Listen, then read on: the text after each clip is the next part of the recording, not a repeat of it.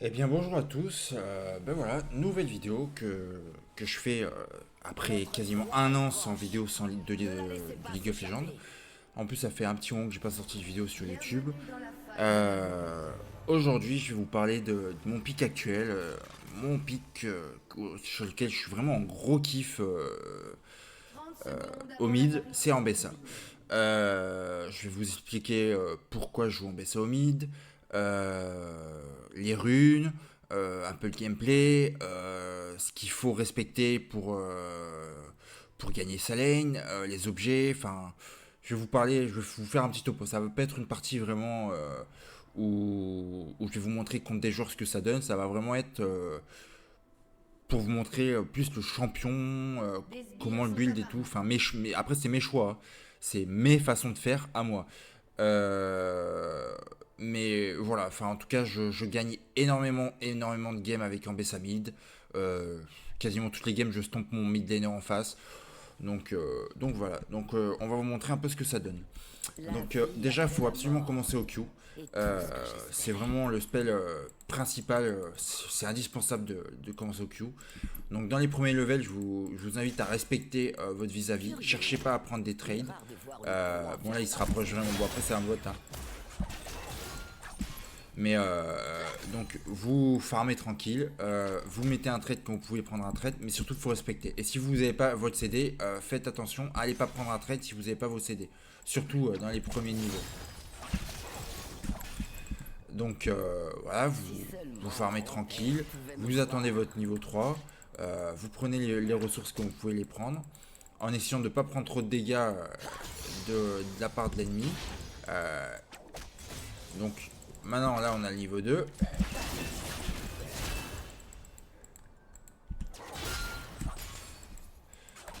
Donc tout de suite vous voyez, bon là le bot a flash, mais voilà. Donc vous commencez au Q.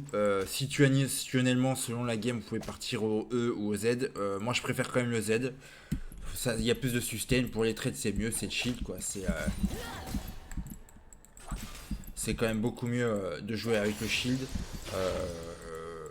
Voilà, parce que le E c'est bien, mais le E ça met vraiment aucun dégât, mais vraiment hein, c'est 44, hein, je sais pas si. Parce que là vous allez dire 46, mais plus les pourcents des dégâts max. Là on est à 55 voire et 83 par comment ça s'appelle si en AOE que le E vraiment enfin même quand vous le et tout même quand vous avez plus d'AD enfin c'est vraiment pas ce qui fait des dégâts. Le E il est plus stable vraiment pour slow la cible et vous reset votre tour. Donc là vous le mettez, vous voyez, vous partez, ça vous permet d'aller sur la cible. Là on la rase un peu, on lui fait croire que la vie est une gaufre. Voilà, bon là il se recule. Bon par contre ça TP.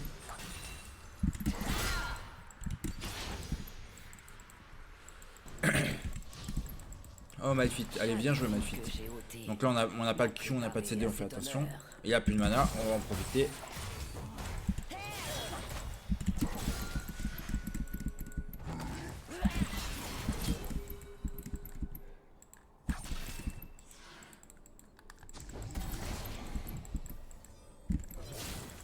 Ah je peux pas jouer.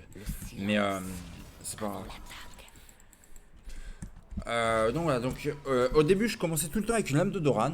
J'avais plus de dégâts, je jouais beaucoup plus aggro, mais ça m'arrivait de. C'était tout ou rien. C'était soit j'enfonçais la lane et tant mieux, soit je me faisais découper parce que je perdais l'avantage et après je pouvais plus jouer avec la lame de Doran.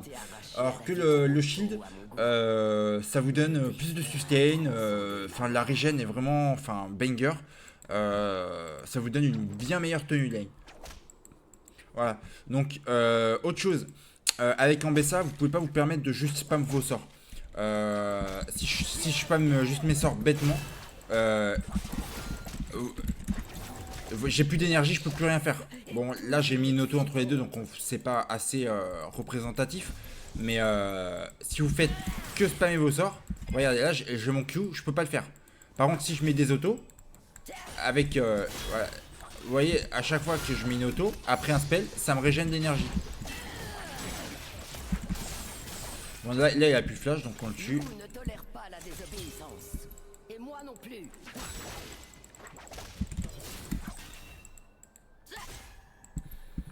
Ce qui est bien, c'est que vraiment pour harceler, c'est vraiment top. Avec la mobilité qu'elle a, vous pouvez dodge des spells, rattraper votre cible, vous échapper si on vous gank. C'est vraiment quelque chose, hein, Bessa. Donc voilà. Donc comme en fait le principe c'est un peu comme une Riven par exemple. Vous devez vraiment penser à mettre votre auto entre chaque spell. Donc vous voyez là j'ai spell avec la petite aura. C'est-à-dire que ma prochaine auto va avoir plus de range. Donc là vous voyez, là j'ai une range, je suis vraiment au cac. Mais si j'attaque, vous voyez, là regardez. J'ai un peu plus de range pour mon auto-attaque. Alors c'est pas énorme, mais c'est toujours ça de prix. Ouais, donc vous pouvez vraiment vous permettre d'harceler votre adversaire avec en faisant des trades.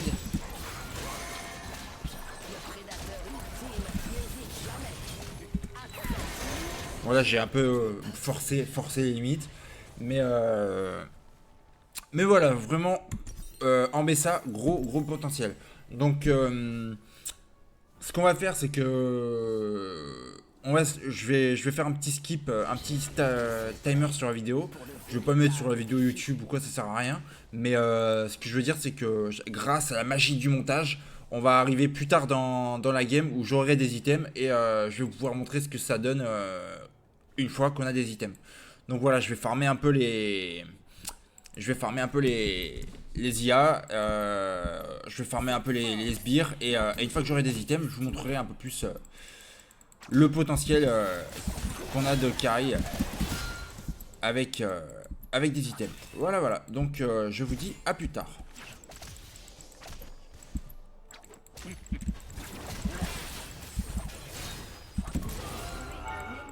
Ouais, bien voilà, nous voilà de retour après quelques minutes à farm les IA. Enfin, quelques minutes, ça fait quand même 15 minutes. Mais bon, voilà, un petit temps pour farmer les IA, les sbires, un peu les tourelles pour se faire des golds pour avoir des items. Et maintenant, je vais pouvoir vous montrer un peu le potentiel d'Ambessa. Et après, on parlera bien des items, pourquoi j'ai pris les items. Donc du coup, je pense qu'ils sont à Takan, les IA. Je vais essayer de vous montrer un peu à quoi ça peut ressembler des fights. Donc on va les chercher, parce que là, je sais pas du tout où ils sont, les IA. Je m'en doutais qu'ils seraient là. Voilà, donc vous voyez Caitlyn, bon avec le niveau 12 aussi, hein. Mais je l'ai éteinte, ça a été très rapide.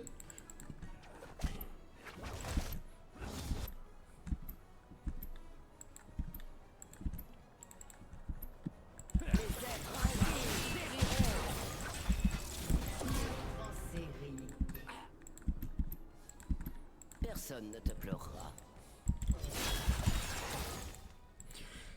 Donc voilà. Donc premier item, le cycle sabre.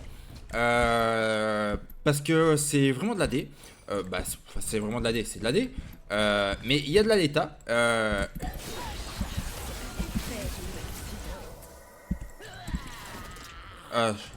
je croyais qu'elle allait à droite.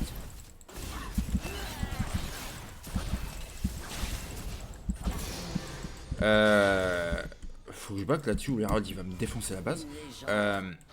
Donc le cycle sabre en premier, parce que ça donne des dégâts de la léta et de la CDR. CDR qui est essentiel sur Ambessa. Ensuite, vous avez le passif, enfin le truc des auto-attaques là. Ce qui fait que à chaque fois que, enfin c'est déjà toutes les quelques secondes, enfin il y a un petit temps de CD quand même dessus. Ça met des dégâts supplémentaires. Et surtout, ça ralentit de 99% pendant. Bon, c'est 0,75 secondes, mais je vous jure qu'on le ressent. En jeu, quand vous êtes en train d'harceler un ennemi et que vous lui mettez des autos avec l'item qui proc, vous ressentez vraiment le slow. Du coup, à chaque fois que vous faites un dash avec Ambessa, bah, c'est considéré comme une ruée et ça vous réduit le CD de l'item. Donc vous le récupérez très vite. Donc voilà, donc ça, first item. Après, Shojin. Shojin, pourquoi? Parce que c'est énormément de CDR sur les compétences. C'est des dégâts, c'est du sustain avec les PV. Et en plus, vous infligez plus de dégâts avec les compétences et les passifs. Faut bien penser aux passifs. Donc voilà, donc à chaque fois, c'est les pourcents qui se cumulent. À chaque à chaque fois que vous faites des dégâts avec les compétences, ça augmente les... regarde, là j'ai un stack, 2 stacks, 3 stacks, 4 stacks. Voilà, j'ai fait toutes mes compétences et voilà. Et vous voyez, on a quelques dégâts, ça va assez vite. Voilà, donc Shojin. Ensuite, ça dépend de la game. En fonction de la game, vous allez faire un couperet noir. Vous allez faire différents items en fonction en fonction de comment se déroule la game. Donc par exemple, si vous êtes bien dans votre game, que vous voulez vraiment rester en mode full dégâts, vous prenez un hydroprofane. L'hydroprofane, déjà les dégâts que ça met sur chaque auto, que ce soit pour clean les waves, que ce soit pour faire des dégâts supplémentaires, parce que forcément à chaque fois que vous faites des resets auto pour récupérer de l'énergie avec votre passif, en sachant aussi que la vitesse d'attaque est augmentée pendant le passif, donc l'attaque est assez rapide, enfin grâce à ça, ça va plus vite qu'une auto-attaque classique. Donc si c'est jouable, si ça se joue à une auto-attaque entre les deux, ça se joue à vraiment une auto-attaque et c'est au plus rapide des deux qui met l'attaque qui gagne. Grâce au passif avec la vitesse d'attaque augmentée sur l'auto-attaque, c'est vous qui gagnez le trade, qui gagnez le fight. Voilà. Donc autre particularité que j'en ai pas encore parlé, c'est l'ulti. L'ulti, faut savoir, c'est un peu comme l'ulti de Malphite. Vous êtes inarrêtable. Ça veut dire que si vous prenez un CC, je vais essayer de vous montrer avec l'IA, à part si regardez. Je sais pas si vous avez vu, mais je me suis pas fait sommeil par... J'ai pas eu le temps de la tuer. Je sais pas si vous avez vu. J'ai ulti juste avant que l'ulti de Lilia proc. Et je n'ai pas été stun par l'ulti. Parce qu'en fait, vous êtes impossible à arrêter. Ça veut dire pendant l'animation de l'ulti où vous faites l'espèce de petite charge et où vous vous téléportez derrière l'ennemi, pendant toute cette période, on peut pas vous cesser. Ça veut dire si il y a une cage de Lux qui arrive, s'il y a une cage de Morgana, si Mord il vous ulti, enfin à peu près tous les, enfin c'est pas à peu près, c'est tous les CC, mais bien timé, vous pouvez tout dodge. Même l'ulti de 7. J'ai fait une game où j'ai joué contre un 7. Le mec m'a ulti au moment où j'ai ulti. Et il est parti tout seul. C'est-à-dire que 7 qui a eu l'animation où lui il a sauté, mais il était pas avec moi. Moi je continue à courir plus loin parce que j'avais. Enfin, sur son ennemi parce que j'étais sur Briard qui me gankait. Mais voilà. Je suis resté sur Briard pendant que lui il est parti tout seul. Vraiment, l'ulti c'est énorme. C'est super important. Donc voilà. Donc voilà. Cyclosap, Shojin. L'hydroprofane c'est bien en 3ème item. Sinon vous faites une danse de la mort pour vraiment avoir beaucoup plus de sustain et durer plus longtemps dans les fights. Après, s'il y a quasiment que des AP en face et qu'il n'y a pas d'AD, ne faites pas de danse de la mort. Le couperet noir, s'il n'y a pas de tank en face, s'il n'y a personne qui fait de l'armure, le faites pas, ça sert à rien. S'il y a beaucoup d'AP en face, quasiment que d'AP, vous faites un Malmortus. Si les dégâts ils sont mitigés mais qu'il vous faut un peu plus de tankiness, prenez un Sterak. Enfin voilà, faut vraiment s'adapter à la game. Je sais que beaucoup de gens jouent avec Eclipse. Moi perso j'aime pas. J'ai testé le truc et franchement, enfin, j'aime pas. J'accroche pas à l'item sur Ambessa. Je dis pas que c'est pas viable, hein, mais c'est vraiment pas ce que j'aime dessus. Donc bref, on va faire un des derniers fights. Ils sont certainement au Drake. On fait fight au Drake et après, je vous montrerai les runes et je pense qu'on pourra se quitter là-dessus.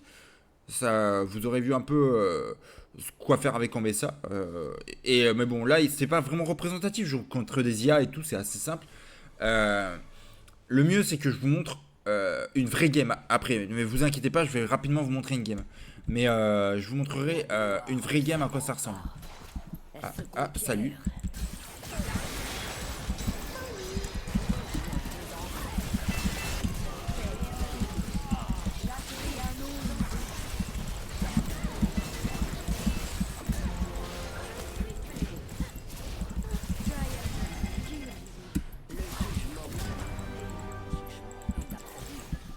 Non, reviens, je veux mon penta.